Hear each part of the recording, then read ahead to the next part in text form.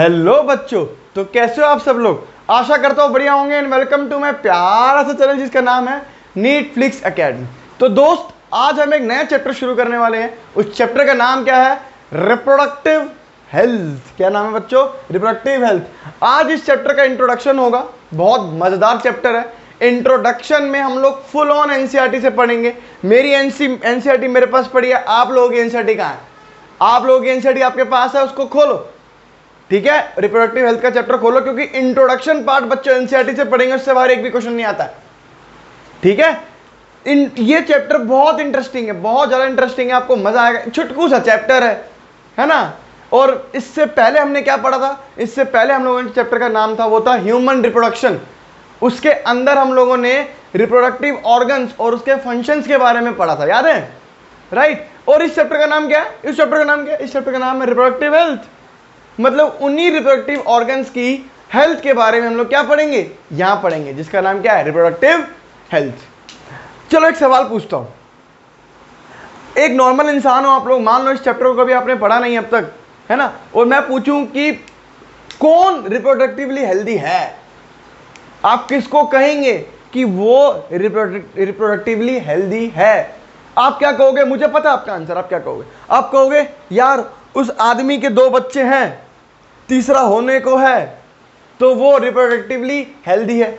आपने क्या सोचा कि उसके रिप्रोडक्टिव ऑर्गन्स फंक्शनली अच्छे से काम कर रहे हैं, अरे तभी तो बच्चे हो रहे, इसका मतलब वो हेल्दी है।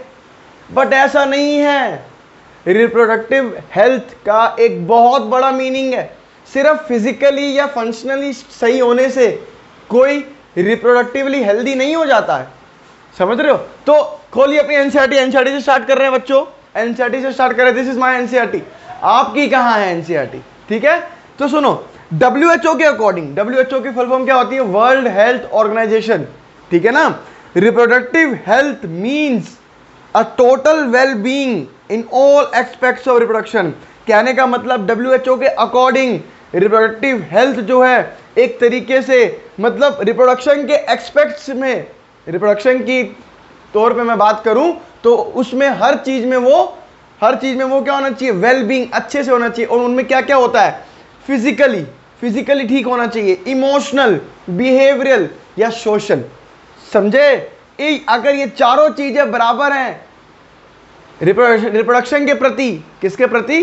रिप्रोडक्शन के प्रति, तो वो चीज या वो इंसान रिप्रोडक्टिवली हेल्दी है। कहने का मतलब सुनो, मान लो एक पर्सन है, उसके रिप्रोडक्टिव ऑर्गन्स बड़े अच्छे से काम कर रहे हैं, उसके बच्चे भी हैं, लेकिन वो एक तरीके का क्रिमिनल है, सेक्सुअल अब्यूज क्रिमिनल है। समझ रहे हो? क्यों? अब क्या है? अब वो इमोशनली या बिहेवियरली वो बड़ा अजीब सा है। बिहेवियरल क्या है? वो बड़ा अजीब सा है। भले ही वो उसके रिप्रोडक्टिव ऑर्गन सही हैं, बहुत सही काम कर रहे हैं और बच्चे भी कर पा रहा है वो, मगर वो रिप्रोडक्टिवली हेल्दी है क्या? नहीं। क्योंकि रिप्रोडक्टिवली हेल्दी होने के लिए फिजिकल के साथ साथ इमोशनल, सोशल वेलबींग, है ना, सोशल, बिहेवियरल, ये सब चीजें भी ठीक होनी चाहिए। ये सब चीजें भी क्या होनी चाहिए? ठीक होनी चाहिए। यार छोटे छोटे बच्चों का रेप हो जाता है, छोटे छोटे बच्चों का रेप हो जाता है, क्या वो पर्सन रिप्रोडक्टिवली हेल्दी है? नहीं है, क्योंकि उसके अंदर इन तीनों में से कुछ ना कुछ तो गड़बड़ है, जिसकी वजह से वो रिप्रोडक्टिवली हेल्दी नहीं है। तो डब्ल्यूएचओ के अकॉर्डिंग सिर्फ फिजिकली या उसका ऑर्गन अगर ढंग से काम कर रहा है तो वही रिप्रोडक्टिवली हेल्दी नहीं है। इसके अलावा, फिजिकली के अलावा, उसको इमोशनल, सोशल और बिहेवियरल, इन 3 चीजों में भी रिप्रोडक्शन के टाइम पे, रिप्रोडक्शन के हिसाब से इनको इन 3 चीजों को भी ठीक होना पड़ेगा उसके लिए, तब जाके वो पर्सन रिप्रोडक्टिवली हेल्दी है। इसको मैंने इसलिए आपको टाइम ज्यादा इसलिए दिया है, रीजन बीइंग बच्चों रिप्रोडक्टिव हेल्थ चैप्टर का नाम है, समझ रहे हो? चलो बच्चों आगे सुनो। Therefore, a society with people having physically and functionally normal reproductive organs, है ना, and normal emotional and behavioral interaction among them is in all sex related aspects. मतलब सेक्स रिलेटेड, मतलब ऐसा है, अब एक आदमी है, वो आदमी हर एक लड़की को गंदी नजर से देख रहा है, उसको टच कर रहा है, बैड टच कर रहा है, क्या वो रिप्रोडक्टिवली हेल्दी है? नहीं है। अकॉर्डिंग टू डब्ल्यूएचओ उसको इन चारों चीजों में सेक्स से रिलेटेड उसको इन चारों चीजों में सही होना पड़ेगा, समझ रहे हो, तब जाके वो रिप्रोडक्टिवली हेल्दी है, वरना वो नहीं है। चलो अगला टॉपिक है बच्चों 4.1 reproductive health problems and strategies.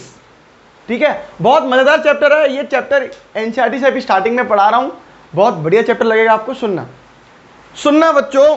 Reproductive health की मैं आपको प्रॉब्लम्स बता रहा हूं और उस प्रॉब्लम को ओवरकम करने के लिए गवर्नमेंट ने क्या क्या स्ट्रेटेजीज लगाई वो बता रहा हूं। एक्चुअली में जो इंडिया है हमारी, इंडिया वो वर्ल्ड के अंदर पहली ऐसी कंट्री है, इंडिया जो है वर्ल्ड के अंदर पहली ऐसी कंट्री है जिसने कुछ प्लान्स इनिशिएट किए थे या कुछ प्रोग्राम्स इनिशिएट किए थे। ठीक है, किस चीज के लिए प्रोग्राम्स इनिशिएट किए थे, या प्रोग्राम्स इनिशिएट किए थे, है ना, ये प्लान्स इनिशिएट किए थे, किसके लिए, रिप्रोडक्टिव हेल्थ के लिए। तो पहली ऐसी कंट्री थी पूरे वर्ल्ड के अंदर जिसने ये काम किया, वो कौन था, हमारा अपना इंडिया था, है ना। और उस प्रोग्राम में जो आया था वो था फैमिली प्लानिंग। ठीक है ना, इनको बोलते हैं हम लोग फैमिली प्लानिंग। फैमिली प्लानिंग बच्चों कहाँ इनिशिएट हुई थी, 1951 में इनिशिएट हुई थी और धीरे धीरे ही चलती जा रही थी। 1951 में ये प्रोग्राम रिलीज हुआ था जिसे हम बोलते हैं फैमिली प्लानिंग। इसके अलावा और भी चीजें रिलीज हुई रिप्रोडक्टिव हेल्थ के लिए, और भी चीजें, और भी प्रोग्राम्स, और भी प्लान्स इसके अंदर आते रहे। तो ये जितने भी प्रोग्राम, जितने भी प्लान्स थे, ये सब एक के अंदर आने लगे, एक पर्टिकुलर उसको नाम दे दिया गया, उसको नाम दिया गया क्या, RCH। इसका मतलब क्या होता है, reproductive and child health care, reproductive and child health care. इसके अंदर ये सब जितने भी फैमिली प्लानिंग है, जितने भी प्रोग्राम्स या प्लान्स थे, जितने भी सब कुछ थे, वो सब किसके अंदर आने लगे, RCH के अंदर आने लगे। अरे आई कि आई बात समझ में, है ना। इससे क्या हुआ एक्चुअली में, ये अवेयरनेस फैला रहे थे, क्या कर रहे थे, अवेयरनेस फैला रहे थे, किसके प्रति, एक तरीके का सेक्स एजुकेशन के लिए। किसके लिए, सेक्स एजुकेशन के लिए, या मैं बोलूं रिप्रोडक्टिव हेल्थ की एक्सपेक्ट्स के अंदर ये लोग अवेयरनेस फैला रहे थे। ठीक है, तो क्या हुआ, कैसे अवेयरनेस फैला रहे थे मैं आपको बताता हूं।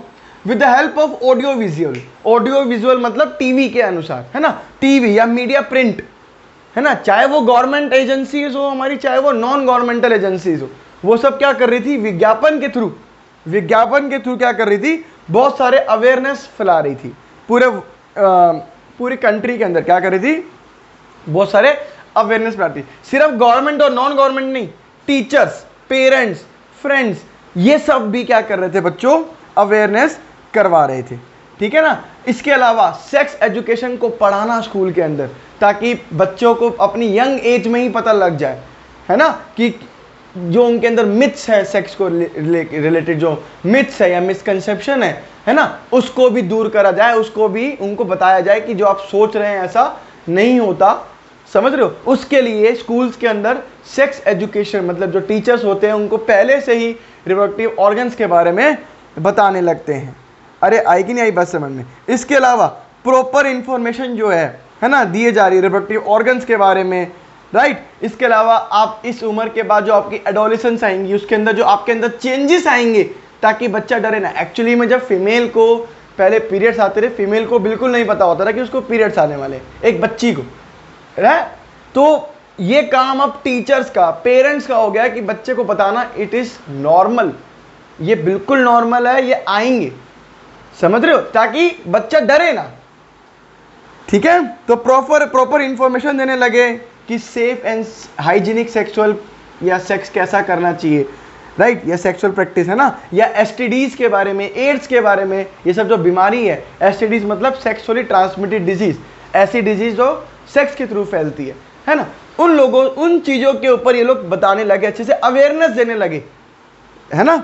चलो बहुत बढ़िया। इसके अलावा पीपल को एजुकेट करने लगे, स्पेशली उन लोगों को जो फर्टाइल है इस वक्त, फर्टाइल यानी या वो ऐसी अभी अपनी एज ग्रुप में है कि वो लोग रिप्रोडक्शन करेंगे, समझ रहे हो, तो वो रिप्रोडक्शन करेंगे, उनको बताने लगे, है ना, उनको बताने लगे क्या, कि बर्थ कंट्रोल ऑप्शन है हमारे पास, राइट। आप सेक्स कीजिए लेकिन जरूरी नहीं है कि उससे आपको बच्चा ही करना है, राइट। उसे बोलते हैं क्या, बर्थ कंट्रोल। जैसे कॉन्डम्स हो गए, लोग यूज करते हैं आजकल, बड़ी नॉर्मल चीज है। पहले के जमाने में ये वर्ड बोलने पे मतलब सोचते रहे पता नहीं क्या क्या बोल दिया ऐसा, बट आज के जमाने में ऐसा नहीं। आजकल तो इश्तिहार लगा पड़ा है ना, जगह जगह पे लगा पड़ा है है ना, ऐड आती है बच्चों एक्स्ट्रा थिन करके।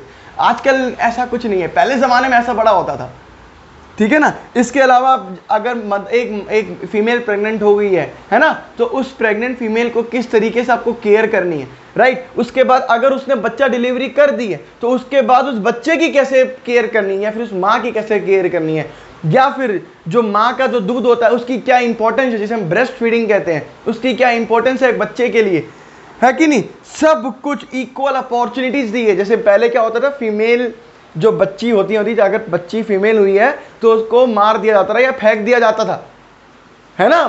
तो अब ऐसा नहीं, अब इक्वल अपॉर्चुनिटीज दी जा रही है मेल फीमेल दोनों बच्चों को, है ना। तो ये सब क्या हुआ, एक तरीके का हेल्दी इन्वायरमेंट बनाया जा रहा है हमारे पूरे सोशल वेलबींग। आज के ज़माने में ऐसा हो रहा है, ठीक है। अच्छा, इसके अलावा ये जो सेक्सुअल क्राइम्स हो रहे हैं, सोशल एविल्स हो रहे हैं, है ना, इन सबको रोकने के लिए भी कुछ चीज़ें बताई गई, राइट। देखो, जो सेक्सुअल क्राइम कर रहा है, कौन सी बात है, वो रिप्रोडक्टिव हेल्दी पर्सन नहीं है, समझ रहे हो, क्योंकि उसके अंदर पक्का कहीं ना कहीं बिहेवियरल, सोशल या इमोशनल कोई ना कोई चीज़ खराब है, तभी वो ऐसे काम कर रहा है, ठीक है। चलो, अच्छा, इसके अलावा जो बच्चे सोचते हैं कि हाँ अब सेक्स कर सकते हैं, तो वो लोग गलत कदम उठा लेते हैं, है ना, जिसे बाद में रेप का नाम दे दिया जाता है। उन बच्चों को भी समझाया जा रहा है कि बच्चों ऐसा नहीं है, what is good touch, what is bad touch, ये बचपन से ही सिखाया जा रहा है आजकल, पहले नहीं सिखाते रहे ये सब चीज़ें, ठीक है।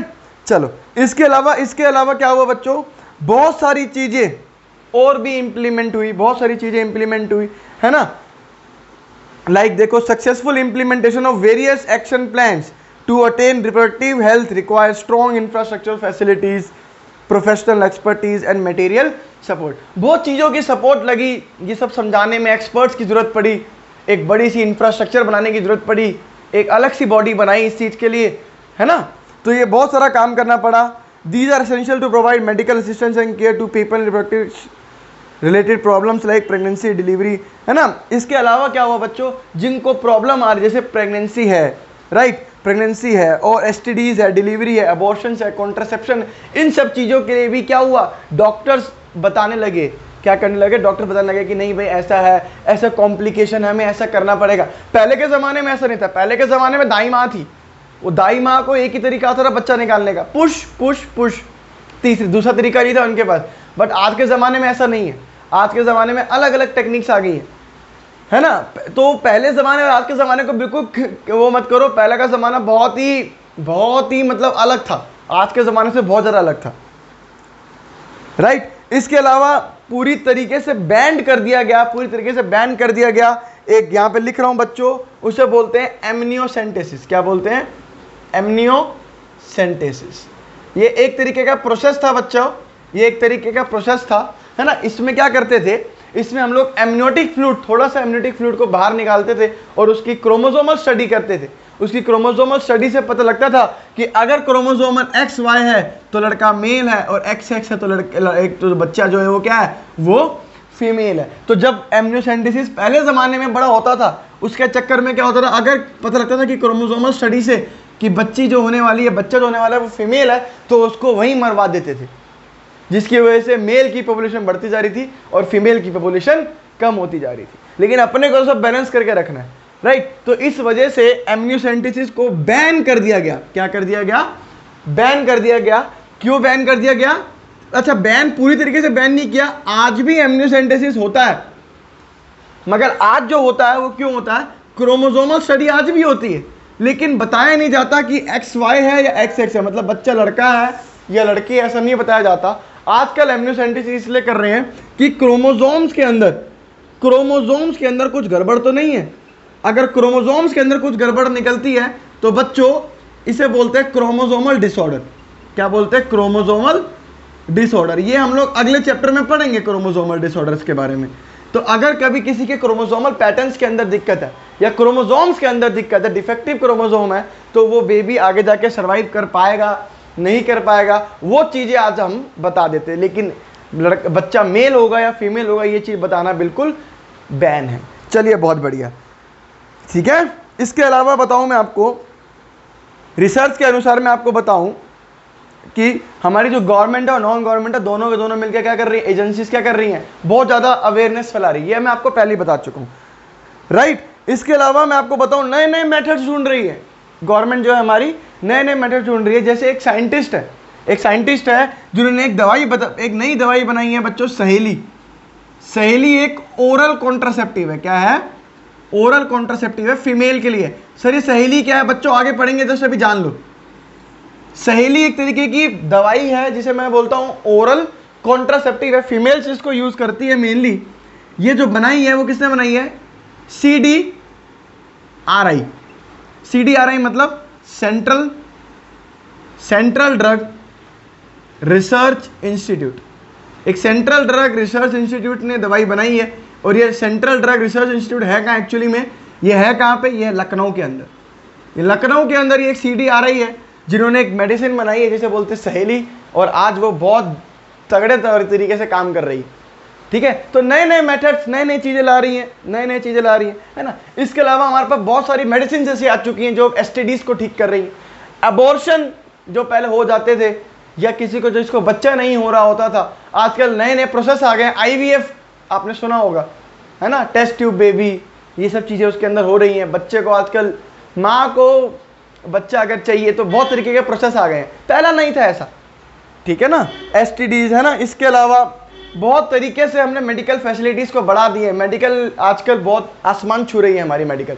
बहुत ज़्यादातर हम लोग, मतलब बहुत चीज़ें हम लोग खोज चुके हैं, अब तक अभी और खोज रहे हैं चीज़ें, बट अभी जितनी खोज चुके हैं उतनी बहुत है हम लोगों के लिए इस वक्त। ठीक है बच्चों, जो नेक्स्ट टॉपिक है बहुत बढ़िया तरीके से बता रहा हूँ आप लोगों को मैं। सिर्फ आपका इंट्रोडक्शन क्लास है तो टेंशन लेने की बात नहीं है बच्चों। इंट्रोडक्शन क्लास है तो आपको मजे लेनी चाहिए और आपको समझना चाहिए जो मैं आपको बता रहा हूँ। और बहुत इजी बातें बता रहा हूँ, कुछ खास है ही नहीं अभी तक। चैप्टर तो अगली क्लास से शुरू होगा। ठीक है, ये तो ऐसी बातें हैं बस जो NCERT में गिवन है, और ये बातें नहीं है सिर्फ। चलो बच्चों, अगला जो टॉपिक है वो है population explosion and birth control, है ना। तो आज हम लोग पॉपुलेशन एक्सप्लोजन तक पढ़ेंगे। बर्थ कंट्रोल से कल से लेक्चर शुरू हो जाएगा। बर्थ कंट्रोल से चैप्टर शुरू हो जाता है हमारा अच्छे से, जो शुरू से जो पढ़ना है आप लोगों को, राइट। तो पॉपुलेशन एक्सप्लोजन के बारे में मैं आपको बताता हूँ। लास्ट सेंचुरी के हिसाब से अगर मैं बात करूँ तो भाई मेडिकल फैसिलिटीज़ इतनी बढ़ गई है, है ना। इसके अलावा जो हमारा मोड ऑफ लिविंग है वो इतना अच्छा हो गया है ना। ये हमारा जो हेल्थ फैसिलिटीज़ है वो कितनी अच्छी हो गई है ना। और जो हमारा लिविंग कंडीशन है, जो हम जिस तरीके से हम लोग रह रहे हैं, खा रहे हैं, अपना ध्यान रख रहे हैं, उसकी वजह से ग्रोथ रेट में इंक्रीज आता जा रहा है। क्या हो रहा है? पॉपुलेशन की ग्रोथ पॉपुलेशन जो है वो बच्चों ग्रो होती जा रही है, बढ़ती जा रही है। रीजन मीन पैदा कम हो रहे हैं, पैदा भी हो जा रहे हैं और मर भी कम रहे हैं। रीजन क्या है मरने कम होने का? क्योंकि आज इंसान को पता है कि उसको क्या चीज खाना है, क्या चीज नहीं खाना है। इस चीज से मैं बीमार होऊंगा, इस चीज से मैं ठीक रहूंगा, राइट। लीफी वेजिटेबल्स खा रहे हैं, कैमोमाइल टी पी रहे हैं, बहुत चीजें कर रहे हैं, तो उनकी वजह से उनकी सेहत क्या हो रही है? अच्छी रह रही है। जिम कर रहे हैं, योगा कर रहे हैं, तो क्या हो रहा है? पॉपुलेशन बढ़ती जा रही है। क्या हो रही है? पॉपुलेशन बढ़ती जा रही है। तो मैं आपको बताऊं तो करीब जो 1900 में जो वर्ल्ड की पॉपुलेशन थी भाई, वर्ल्ड की पॉपुलेशन वो करीब कितनी थी? 1900 में जो वर्ल्ड की पॉपुलेशन थी बच्चों वो थी 2 बिलियन। कितनी थी? 2 बिलियन। यहां मैं बोलूं 2000 मिलियन लोग, 2 बिलियन बोलूं या 2000 मिलियन की पॉपुलेशन थी 1900 में, जो कि 2000 तक आते आते मतलब 1900 से 2000 हो गए यहाँ पे। अरे 100 साल बढ़ गए ना, है ना। तो 2000 जब आया तो ये 2 बिलियन की जगह जो पॉपुलेशन हुई वो कितनी हुई बच्चों? 6 बिलियन। ये वर्ल्ड की बात कर रहा हूं मैं, वर्ल्ड के अंदर ऐसा काम चल रहा है। सोचो 1900 के अंदर 2 बिलियन की पॉपुलेशन थी, यानी 2000 मिलियन में बोलूं, लेकिन 2000 में 100 साल के अंदर अंदर ये 2 बिलियन का जो आंकड़ा था वो वर्ल्ड का कहां पहुंच गया? 6 बिलियन के अंदर पहुंच गया। रीजन वही है बच्चों, हेल्थ फैसिलिटीज बढ़ गई है। आजकल बहुत चीजों का इलाज आ चुका है, पहले नहीं था, आजकल आ चुका है इलाज, राइट। इस मामले में हमारी इंडिया भी कम नहीं, तो वर्ल्ड की बात मैं आपको बता रहा हूं, है ना। सेम चीज इंडिया में ट्रेंड ऑब्जर्व हुआ। ऑब्जर्व क्या हुआ? जो इंडिपेंडेंस के टाइम पे जो इंडिया की जो पॉपुलेशन थी उस टाइम पे वो 350 मिलियन थी। कितनी थी? 350 मिलियन लोग थे, पॉपुलेशन की बात करूं मैं, कब? हमारी इंडिपेंडेंस के टाइम पे, है कि नहीं? और ये 2000 तक आते आते, कब आते आते? 2000 साल तक आते आते, मतलब 2000 ईयर होगा, 2000 ईयर जो था, उस टाइम पे हम लोग भाई बिल्कुल क्लोज आ गए थे 1 बिलियन के। किसके क्लोज आ गए थे? 1 बिलियन के हम लोग क्लोज आ गए थे बच्चों, ठीक है। और मई 2000 के अंदर, है ना, हमारी जो पॉपुलेशन थी वो 1 बिलियन को क्रॉस कर गई थी। बच्चे होए जा रहे हैं, लोग मर कम रहे हैं, क्योंकि अपने सेहत का उनको मालूम है कि क्या चीज़ अच्छा है हमारे लिए और क्या चीज़ बेकार है हमारे लिए, जिसकी वजह से पॉपुलेशन बढ़ती जा रही है। और इस पॉपुलेशन का यार बहुत ज़्यादा बढ़ने का एक इम्पैक्ट भी है हमारे इस कंट्री में, इम्पैक्ट भी है बच्चों की। क्या है कि जॉब्स है लिमिटेड या रिसोर्सेज है लिमिटेड और पॉपुलेशन है अनलिमिटेड, ठीक है। जिसकी वजह से मैं अगर बोलूँ एक नौकरी वाले इंसान की बात करूँ दोस्त, कि एक कम नौकरी है, नौकरियां हैं 100, देने वाले 1 लाख जॉब लेने वाले, समझ रहे हो? जिसकी वजह से क्या हो रहा है, बहुत ज़्यादा चोरियां, डकैतियां, मारपीट, लुटाई, ये सब भी हो रहा है। क्यों? क्योंकि उनको तो अपना घर पालना ही पालना है, तो पालने के लिए आपको पता है घर चाहिए, है ना। ये सब एक्चुअली में हो क्यों रहा है? क्योंकि जो हमारा डेथ रेट है बच्चों, वो बहुत जल्दी डिक्लाइन कर रहा है। डेथ रेट क्या हो गया?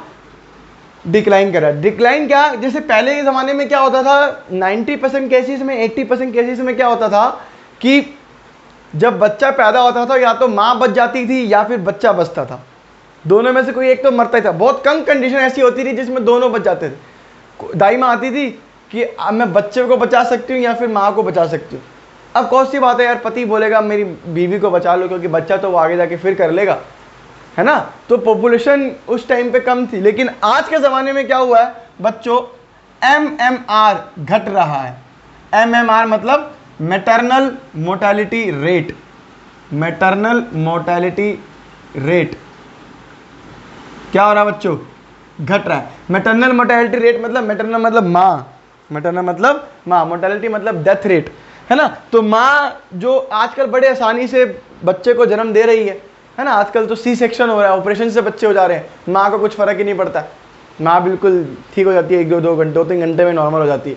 पहले ज़माने में ऐसा नहीं था, पहले ज़माने में बड़ी कॉम्प्लिकेशन आती थी, ठीक है ना। अब क्या हो रहा है, डेथ रेट धीरे धीरे डिक्रीज हो रहा है। क्यों? क्योंकि MMR यानी मैटरनल मोर्टेलिटी रेट क्या हो रहा है? घट रहा है। इसके साथ साथ बच्चों IMR भी घट रहा है। सर ये IMR क्या है? Infant mortality rate. Infant mortality rate, भाई ये इन्फेंट मोर्टेलिटी रेट क्या है भाई? बच्चों का। पहले ज़माने में क्या होता था, मैंने आपको बोला, या तो माँ बचेगी या तो बच्चा बचेगा, तो दोनों ही नहीं बचते थे, है ना। तो पहले ज़माने में बच्चे भी खूब मर रहे थे, पैदा होने से पहले ही मर जाते थे, है ना। लेकिन आज के ज़माने में जो इन्फेंट यानी बच्चों का भी जो मोर्टेलिटी रेट है वो भी क्या है? बहुत ज़्यादा कम हो चुका है ना। अब जब डेथ रेट ही कम होगा तो ऑफकोर्स सी बात है ग्रोथ रेट बढ़ेगा ही बढ़ेगा, पॉपुलेशन धीरे धीरे बढ़ती ही चलेगी, है ना। तो RCH प्रोग्राम जो हमारा रिप्रोडक्टिव एंड चाइल्ड प्रोग्राम जो मैंने आपको बताया RCH के बारे में, reproductive and child health care, इसके अंदर जो बहुत सारे प्रोग्राम्स आ रहे थे, वो प्रोग्राम्स क्या था? वो प्रोग्राम्स इसलिए करवा रहे थे ताकि हम लोग पॉपुलेशन को कंट्रोल कर सके। लेकिन हमने ये RCH में जो भी हमने प्रोग्राम्स डाले, उसकी वजह से भी बहुत ही मार्जिनल अमाउंट में पॉपुलेशन ग्रोथ को हम लोग कम कर सके। समझ रहे हो? मतलब पॉपुलेशन तो तब भी बढ़ रही थी, इवन RCH में जितने मर्जी प्रोग्राम, जितने मर्जी प्लान्स चल रहे थे, उसके बावजूद जो ग्रोथ पॉपुलेशन रुकनी चाहिए थी वो बहुत ही मार्जिनल रुकी। मतलब अगर इतनी पॉपुलेशन पहले बढ़ रही थी तो RCH के आने के बाद इतनी, आपको पता भी नहीं लगा फ़र्क क्या हुआ। तो बहुत ही मार्जिनल चेंज आया और उस मार्जिनल चेंज से कोई फ़ायदा था नहीं बच्चों, राइट। अगर आज भी मैं ग्रोथ रेट की बात करूं तो करीब 1.7% से जो हमारा भारत है वो इस रेट पे, इस परसेंटेज पे पॉपुलेशन को बढ़ा रहा है। 1.7%, ये मजाक मत लीजिए दोस्त, ये हल्का नहीं है। 1.7% का मतलब ये है कि अगले आने वाले 33 साल के अंदर अंदर हमारी जो पॉपुलेशन है बच्चों वो डबल कर जाएगी। हमारी जो पॉपुलेशन है वो क्या कर जाएगी? डबल कर जाएगी। इतनी ज़्यादा पॉपुलेशन होने वाली है, जॉब्स नहीं मिलने वाली, रिसोर्सेज आर लिमिटेड। सोचिए क्या आपको ये सोशल साइंस या यूपीएससी का क्लास लग रहा है कि मैं आपको पॉपुलेशन पे आके एक ज्ञान दे रहा हूं बैठ के, ठीक है? लेकिन नहीं है। सच में इस वक्त जो 1.7% ऐसा लगता है कि बहुत कम रेट चल रहा है, लेकिन ये बहुत बड़ा रेट है। अगले 33 सालों में जो पॉपुलेशन है वो बच्चों, वो डबल कर जाएगी। क्या कर जाएगी? डबल कर जाएगी, ठीक है? तो जो फूड, शेल्टर, ये सब है ना, ये सब भी हमारे को क्या पढ़ने लग जाएंगे? कम पढ़ने लग जाएंगे। खाना कम पड़ जाएगा, क्योंकि खाने वाले कम होंगे, बनाने वाले ज़्यादा होंगे। सॉरी, खाने वाले ज़्यादा होंगे, बनाने वाले कम होंगे।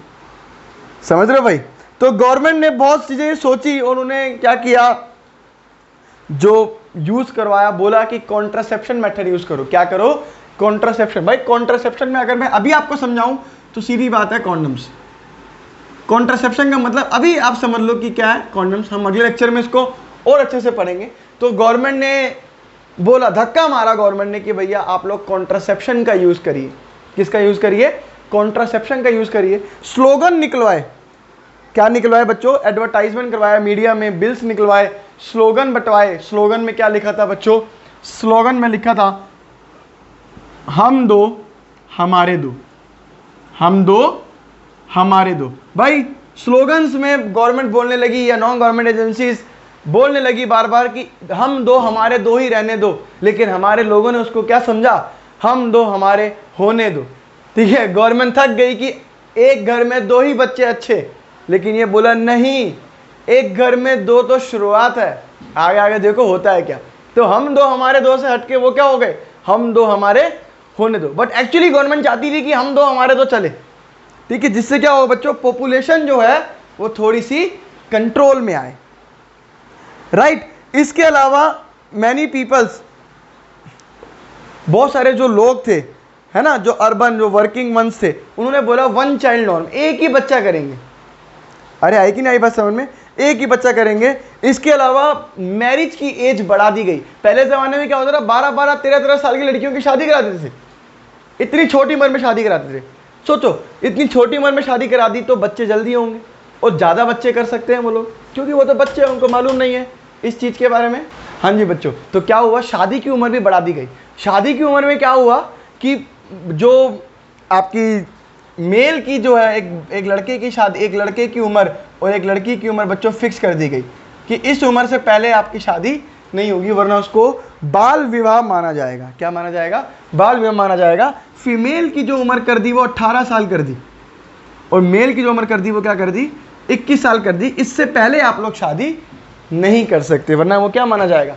बाल विवाह माना जाएगा। ये सब क्यों कर रहा है गवर्नमेंट? पागल है गवर्नमेंट?